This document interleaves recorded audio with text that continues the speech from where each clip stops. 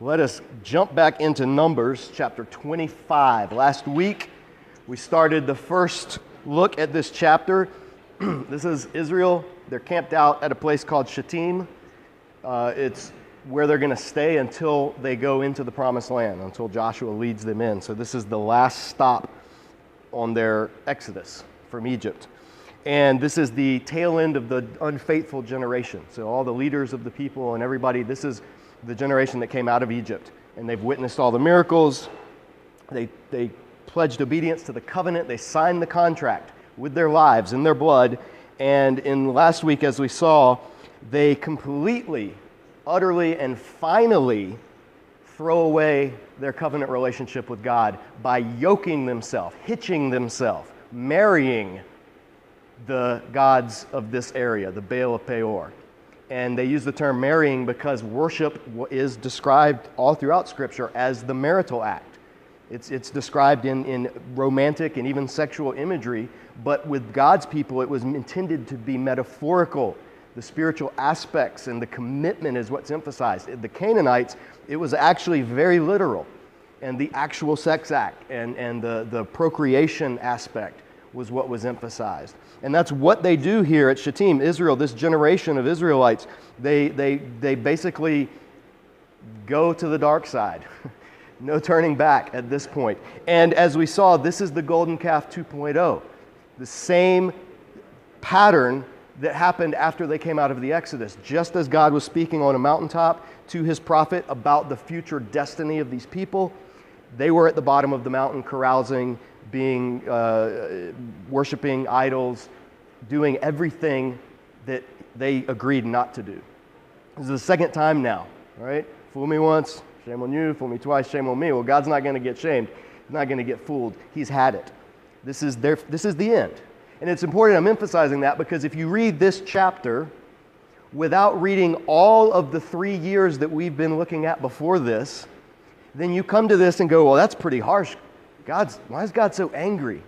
Why is God so angry? I hear this all the time from people, Christians even. Christians, pastors, they don't know what to do with passages like this.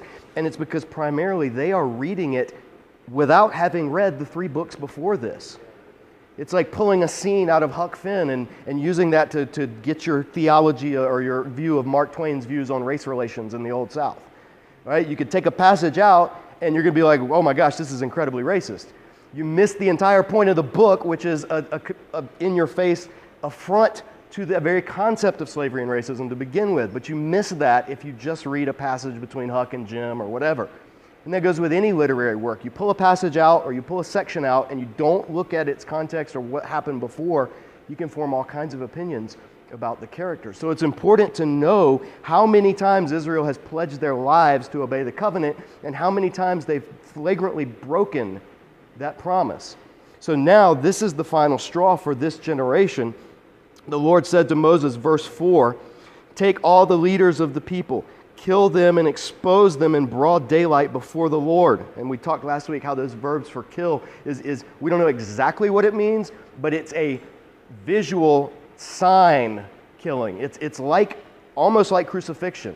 In fact, a lot of the translations translate it like impale or expose or hang out or put up as this is a capital punishment that's supposed to be seen by everybody. And he commands it, do this to the leaders of the people so that the Lord's fierce anger may turn away from Israel. So Moses said to Israel's judges, each of you must put to death those of your men who have joined in worshiping the Baal of Peor. Then, verse 6, then an Israelite man. Now this, again, I'm going to depart from the NIV in this chapter because this is one of the chapters where NIV just obscures a lot of stuff. It's not like it's wrong, it's just you miss things. In the Hebrew, it does not say, then an Israelite man. It has vahine, behold, exclamation point. Look. It has the sense of right as Moses is saying this, right as the death penalty is being handed down from God to Moses, right then. That's the sense of this conjunction in the Hebrew text that the NIV kind of just glosses over and just translates as then. But it's like at that very moment, look. That's literally what it says in Hebrew. Look. an Israelite man brought to his brothers, NIV says to his family, literally to his brothers, a Midianite woman, right before the eyes of Moses and the eyes of the whole assembly of Israel, while they were weeping at the entrance to the tent of meeting. So while Israel has gotten this verdict from God, and the people, those at least who have not crossed over to Baal, those who have not given into this idolatry, while they're weeping, lamenting what their nation has done, what their leaders have done, at the very moment, a guy brings a Midianite woman to his brothers. That has sexual connotations. Like, here's an offering. And it uses the language that you would use of bringing an offering to the tabernacle. There's a lot of irony in this story that we're going to look at. Is instead of bringing an offering to the tent of meeting as a faithful Israelite should do, he brings a Midianite pagan, possibly prostitute, or just a woman who wants to entice them into worship, a Baal worship or whatever. He brings this woman to entice, to lead, to present to his brothers right in front of the tent of meeting. You don't get more high-handed than this. And that's what we have to emphasize. What were the Levites supposed to do? Guard the tabernacle. Remember all of Leviticus? We spent a year looking at how the Levites were to guard the tabernacle, lest Israelites approach God's presence. So even to keep Israelites from accidentally coming too close to the holiness of God, the Levites were the guards. They were the palace guards of God. They did not have men who served in the Israelite army. Their men were like the military police, right? You've got the soldiers who fight out in the battle, and then who polices on the base? The military police. They can arrest the soldiers. That's kind of how it is with the Levites. Israel's army is encamped around the tabernacle, and they're going to defend against the other nations. Who's defending the tabernacle itself and the priesthood from violation, from desecration? The Levites. That's their job. So this guy comes. It was punishment to even approach unwittingly the tabernacle without the right purification and sacrificial rituals and all of that. How much worse to bring a pagan prostitute, or older translation, harlot, or whatever you want to call it, right to the tent of meeting, to the very place where God showed up and spoke to Moses, and the very place that symbolizes his presence, to have sex with multiple Israelite men in a pagan context. I'm beating this dead horse because it needs to be beaten. You cannot get more pagan than this. You cannot get more high-handed than this. This is a big F-U middle finger to the God of Israel. As profane as that is, this is that level of profanity. And it's important to realize that. It's important to realize that because we're going to see what happens next is not God just approving vigilante justice. Okay, that's key to understanding this story. So right when it happens, this man brings this woman to his brothers at the entrance of the tent of meeting. When Phinehas, son of Eleazar, son of Aaron, the priest, saw this, so before the eyes of Moses and before the eyes of the elders, this was happening. It was Phinehas, the grandson of Aaron. Aaron's dead. Eleazar's the high priest. Phinehas is next in line for the high priesthood. He sees this. It's before his eyes, but his eyes lead him to action. Phinehas saw this. He left the assembly, took a spear in his hand, and followed the Israelite into the, NIV says tent. Possibly a tent, but this is the word, a very unique word, kuba. And it means in different contexts, the inner part of the tent where like the women's area of a larger tent. So if you go to Bedouin culture or whatever, in large tents, there's multiple, we'd say rooms, but it's more like divisions. So some say this was like the inner part where, like, so to speak, the bedroom of the tent. The term refers to a dome sometimes, and it has sacrificial connotations where it refers to possibly pagan shrines. So some have said he follows them not into their tent, but into a shrine that had been constructed for this purpose. Others note that no, it means the inner part of the tent, and that possibly there's a case that could be made that this is the tent with a capital T, the tabernacle. And this is actually happening in the tabernacle. Now, There's pros and cons for any of those. It doesn't really matter because there's going to be a wordplay here that's going on. But whatever tent this is, and it's not his tent. We'll find out why it's not the man's tent in a minute, once we find out what family he's from, and then we know where they were camping in regards to the tabernacle. But regardless of whatever kuba they enter into, Phinehas follows them in. He drove the spear through both of them, through the Israelite and into the woman's kabata. It's the feminine word for kuba. This is a word play. It means most of the time belly or inner part, but it's used in sacrificial contexts for the part of the offering that you offer, that you put on the. It's found in, I think, Deuteronomy 18 or 8:3. 18:3 is one of the few. It's not a normal word. It's not the normal word for belly. It's not the normal word for womb. So there's a wordplay going on here. There's a specific, he goes into the kuba and stabs through both of them into her kuba. Whether that has, I think it's intentionally has pagan connotations because what they were doing was engaging in pagan ritual sex, or about to. We don't know if they were actually in the moment or not, although that's the tradition. So everything in this is ripe with sacrificial, tabernacle, Levitical imagery.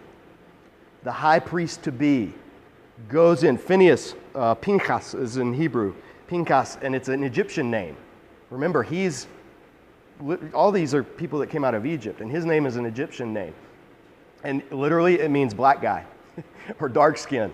That's what it means. And he comes, and remember, we've seen how people criticized when Moses' wife, and they criticized her for being too dark or not being white enough, whatever. So yet again, here we have God using, in the ancient world, what might be denigrated as darker skin, meaning lower class, or even meaning from down in the southern parts of Africa, whatever. Once again, this is the person that rises to the occasion. Goes in, drives the spear through both of them, through the Israelite and into the woman's kabata. Then the plague against the Israelites was stopped. But those who died in the plague numbered 24 elef. 24,000, 24 regiments, 24, don't know. Doesn't matter. It's the largest number of people that have died as a punishment by God thus far in the Bible, in Israel, in the Exodus. Obviously the flood outdid this. But this is a serious event. It's the highest casualty, the highest capital casualty coming out of Egypt. So then the Lord says to Moses, Phinehas, son of Eleazar, son of Aaron the priest, has turned my anger away from the Israelites. And I'm going to depart from the NIV and read more literal translation. For by his zeal, with my zeal in their midst. In other words, he has turned the anger away from the Israelites by his zeal for my zeal in their midst. He had the affront to God was taken by Phinehas, the high priest to be, as an affront to everything. Now, this is not the same as him seeing somebody worshiping another god and going after them and attacking them. This is not a case of religious intolerance. Just, you can't use this to justify lashing out at people who don't believe in your God or who do something that you think is desecrating or whatever. This is so far beyond that. This is in the realm of somebody going into Congress or into the Oval Office and doing something that's entirely against the very foundations. Going into the Oval Office and burning the Constitution. Think of it something like that. This is going into the Holocaust Museum and putting up a Nazi flag, right? That has the ethical overtones of what's going on here. It's desecrating beyond belief. And so Phinehas does the job that the Levites were to do. Think back to the golden calf. When the Israelites worshipped the golden calf, who were the ones who Moses said, if you're with me on this side, if you're against God over there, who came to his side? The Levites. Who then was given the task of going through and executing the offenders, those who had turned to paganism? The Levites. So now Phinehas, the Levite par excellence, is doing the same thing. He's part of the new generation. He's a grandson of Aaron. So he was just a baby when they came out of Egypt, if he was even born. He might have even been born during the wilderness. But he does, the new generation acts faithfully just how God had called the previous generation. So there's a glimmer of hope in this. Yes, the ones who are dying off from that generation have abandoned themselves completely to Baal, but the new generation has not. And there's hope. And it's embodied in Phinehas, this dark one. And so Phinehas, it says, verse 12, therefore, I am giving my covenant of shalom with him. Literally, I'm giving my covenant of shalom with him. NIV says, making my covenant of peace. There's a little bit of irony. This covenant of peace came through an act that is very violent, but this highlights the difference, even in God's eyes, between killing and murder. There are times in Israel, whether that holds under the new covenant or not is a separate issue.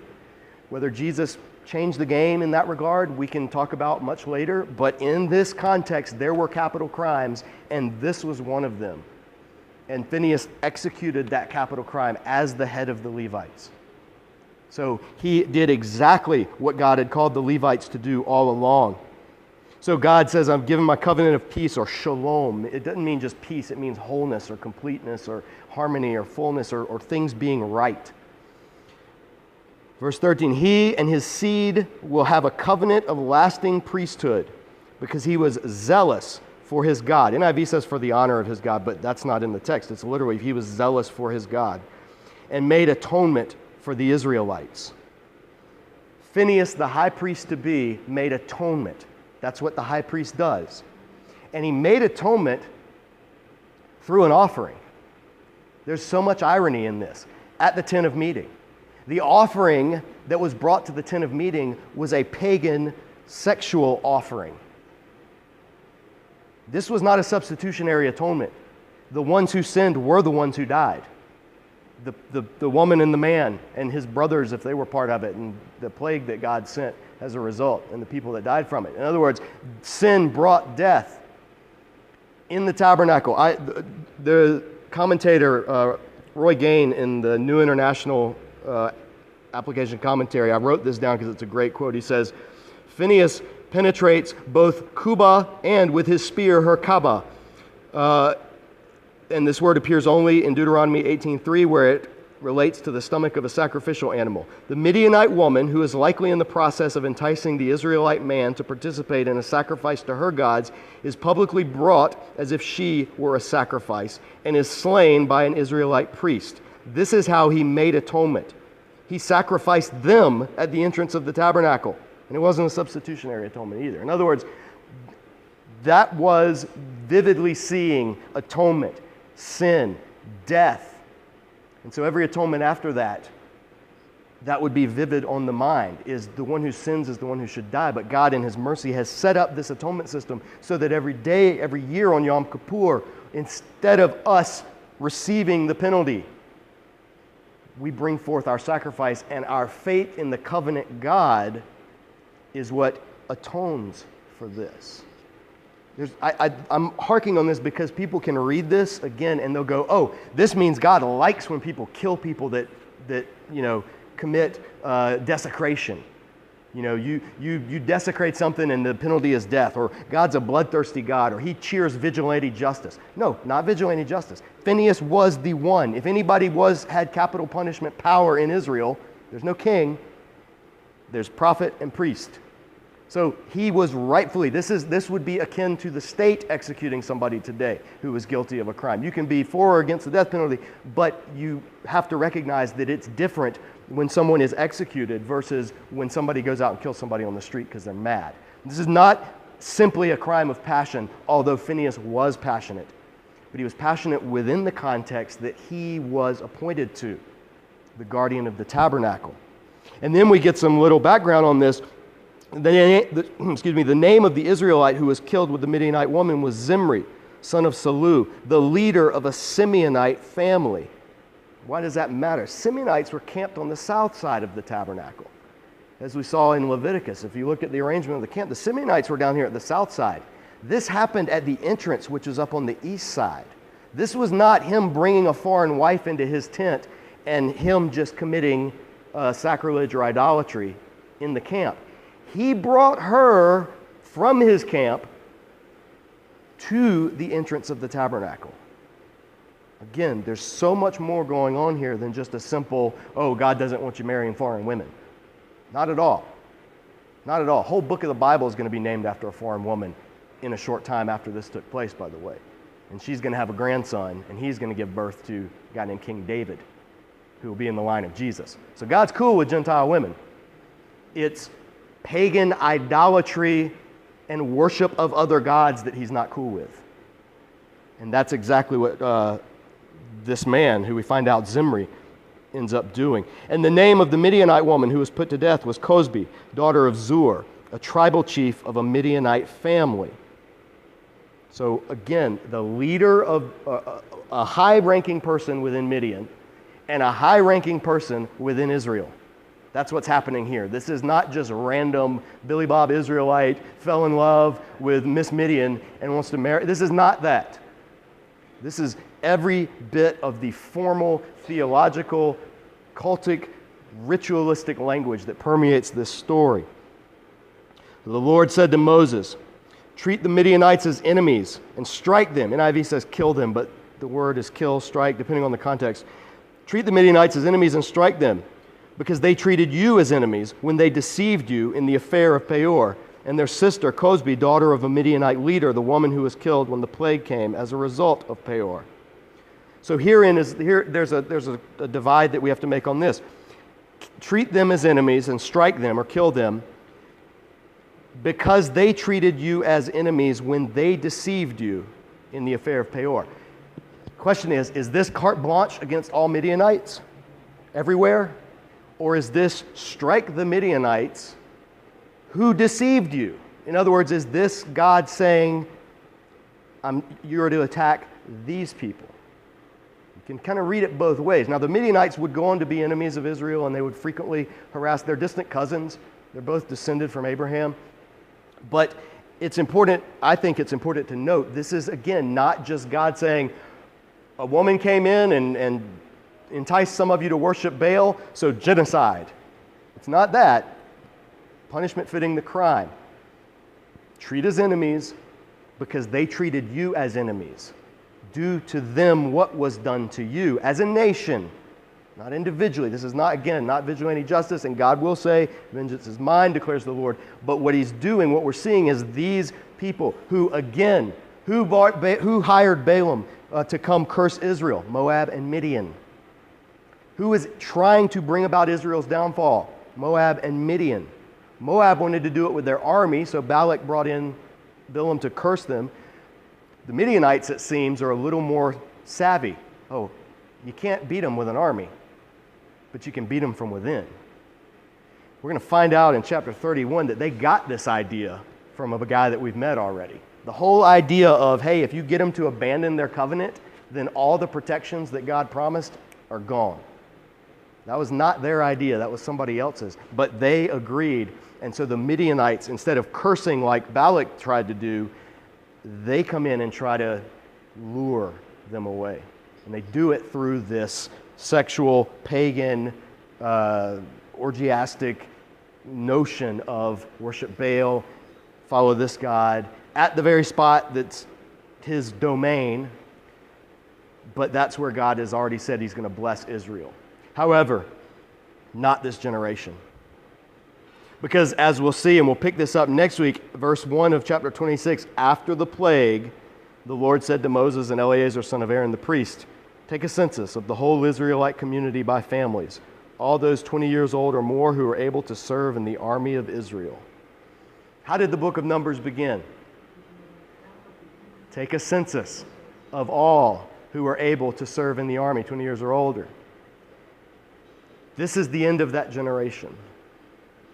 The second half of the book of Numbers begins in chapter 26. There's two census lists in Numbers, chapter 1, chapter 26. Chapter 1, the census names are these impressive names, these faithful sounding names. It's high hopes. Everything's supposed to be going great.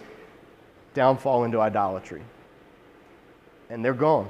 They're done. That was the last we heard of them, was they died in this plague. The remaining rebels were put to death.